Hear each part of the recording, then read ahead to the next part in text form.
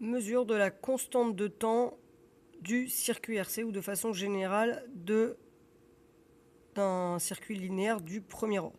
J'observe là ici sur l'écran de l'oscilloscope les deux voies, les deux tensions. En voie 1, la tension aux bornes du générateur, donc délivrée par le GBF, et en voie 2, la tension aux bornes du condensateur. Pour effectuer les mesures, je vais me concentrer sur la voie 2, donc sur la tension bande du condensateur, donc je peux me permettre d'enlever la voie 1. Les mesures vont être effectuées avec les curseurs, donc je viens sélectionner les curseurs sur le bouton curseur, et j'ai le menu des curseurs qui s'ouvre en bas, ici. Je dois veiller, première chose, à vérifier, je vais faire des mesures sur la voie 2 uniquement, je dois donc sélectionner la voie 2 absolument. Une fois que j'ai sélectionné la voie 2, première étape, je vais devoir mesurer la tension, l'écart de tension entre le début de la charge du condensateur qui a lieu ici et la fin de la charge du condensateur qui a lieu ici.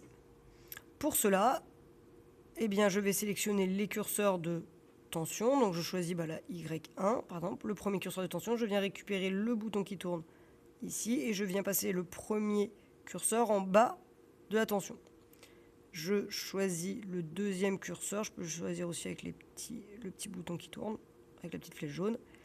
Et le curseur 2, je viens le déplacer avec la molette en haut à droite jusqu'au sommet de la tension, jusqu'au maximum de la tension.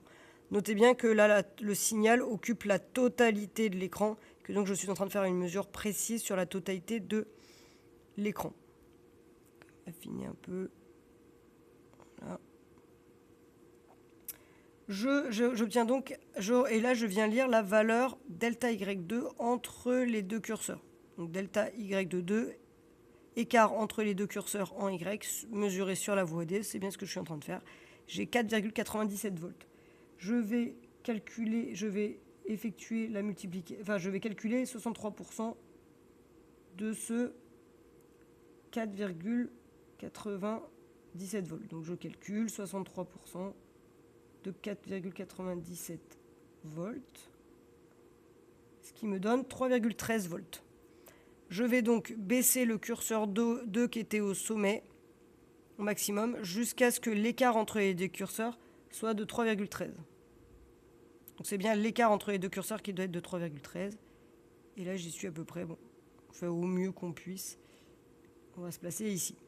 Donc là c'est delta Y2 vaut 3,13. Bon, à peu près, on ne peut pas placer les curseurs n'importe où, donc je suis un peu limité.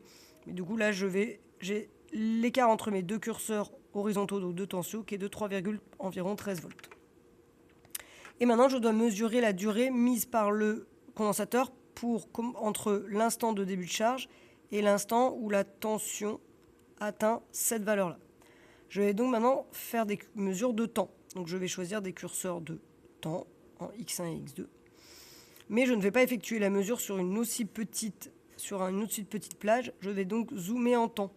Donc je prends le bouton de zoom horizontal et je vais zoomer au maximum pour que la zone qui m'intéresse, qui est entre le début de la charge et l'instant où la tension atteint mes 3,13 volts, occupe la quasi-totalité de l'écran.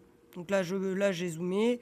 Je peux me déplacer aussi, je peux aussi déplacer un peu la tension, enfin le signal, ici avec le bouton qui permet de déplacer avec les deux petites flèches comme ça. Voilà, je suis pas trop mal, le signal, il occupe 80% de l'écran, la partie qui m'intéresse occupe 80% de l'écran, donc ça me paraît pas mal. Je peux d'ailleurs un peu zoomer également en tension. Toujours dans la même idée, que ça occupe la majorité de l'écran. Je peux d'ailleurs peut-être en profiter pour affiner la position de mon curseur Y2 à 3,13.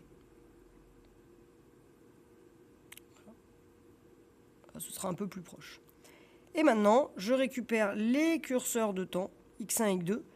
Je vais mettre, donc c'est toujours la même molette qui me permet de tourner les curseurs.